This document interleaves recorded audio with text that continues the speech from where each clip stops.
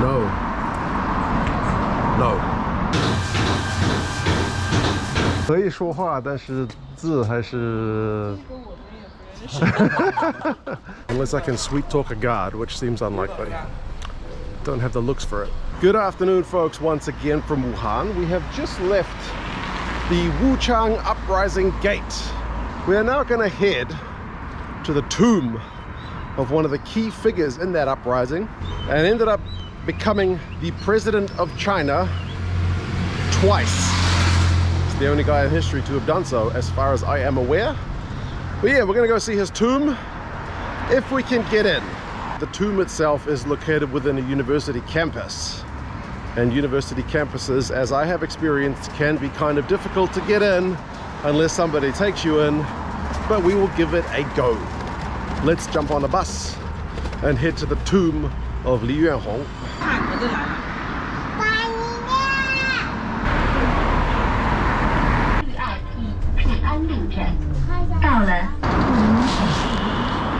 Right, off the bus.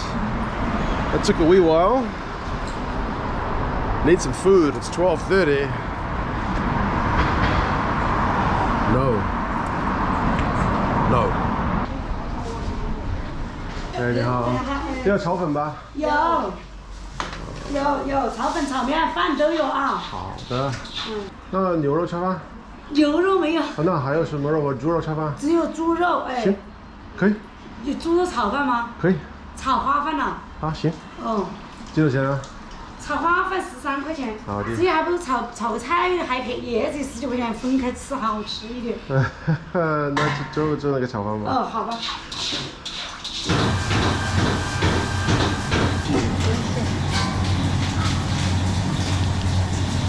I got myself some fried rice and some mijiu, which is like, I guess it translates as rice wine, but it's not like sake.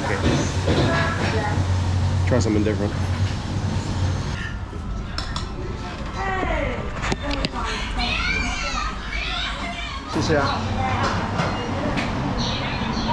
Apparently the dog in that restaurant is afraid of people.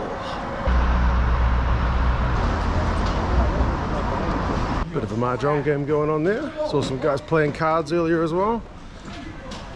Now, I've got a bad feeling there's going to be a gate in our future. It's either here or up there on the right. But everywhere seems to be gated, so I'm kind of not optimistic unless I can sweet talk a guard, which seems unlikely. Don't have the looks for it. Hey, 你好。前面是不是有一个什么梨红园的墓？哦，对，在里面吗？对，可以进去。好，谢谢。Maybe I do have the looks for it. I think I might have said the name wrong. I think I said Li Hongyuan instead of Li Yuanhong. Anyway, he understood me. Whoa. Wasn't expecting Optimus Prime to be here. No parking in front of the tomb. Here it is. Li Yuanhong's tomb.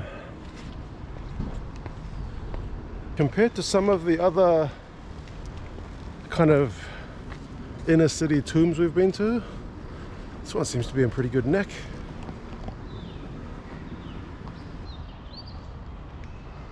Eh, 那个写的是大总统吧？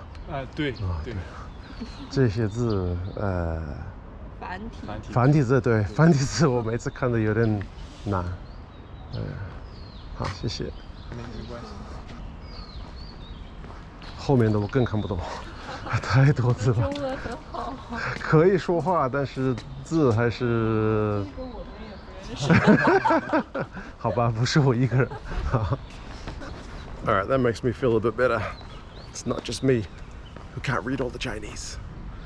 I would say, because it's Qingming Festival, which is the festival for remembering the dead, these flowers and incense would have just been put here in the last kind of day or two. Right, I'll be lying if I said I was able to understand a heck of a lot of that, but from what I know about this guy, as I said, the only guy to serve as president 2 times. So Qing Dynasty gets overthrown, Sun Yat-sen becomes the first president of China, steps down, military dictator Yuan Shikai takes over, but eventually he dies, and this guy becomes president because he was essentially the vice president under Yuan Shikai when he was the kind of military dictator of China. So he got the job the first time basically due to the death of his predecessor. He's not the first president to do that, but was unable to keep the presidency for long because the country was basically not unifiable at that stage. Too many warlords, too many regional powers. So yeah, he had to resign, I believe by telegram, and ended up coming back into the role into the 1920s. First time I think he was president in 1916, 1917, second time in the early 1920s, but essentially faced the same problems. So once again, stepped down as president. Now he's probably got a tomb here because he is actually a local of Hubei province. He's from an area called Huangpi, which is kind of more on the outskirts of town, and the guy himself actually had a pretty interesting life. He was a kind of career soldier, ended up in the Navy, even though he couldn't swim, ended up getting his, I believe his ship was sunk in a war with the Japanese, and he ended up only being able to survive with a kind of life preserver. So yeah, pretty lucky to get out of the woods on that one, but was able to kind of rise through the ranks and keep himself as one of those top players in the Chinese political scene during that kind of tumultuous end of the Qing dynasty, start of the Republic of China period. So yeah, Li Yuanhong, despite the fact that he's maybe not kind of at like Mao Zedong, Chiang Kai-shek, Sun Yat-sen levels of fame, he's certainly one of the more important characters of that period, tumultuous period of Chinese history, and one of the important leaders in the revolution, which saw the downfall of the Qing. Sadly for him, and is true with many of the kind of tombs around China, his tomb was also destroyed during the Cultural Revolution. So this one here is a kind of rebuild, I think from the 1980s. So there you go. I'm glad we were able to get in. It was relatively painless.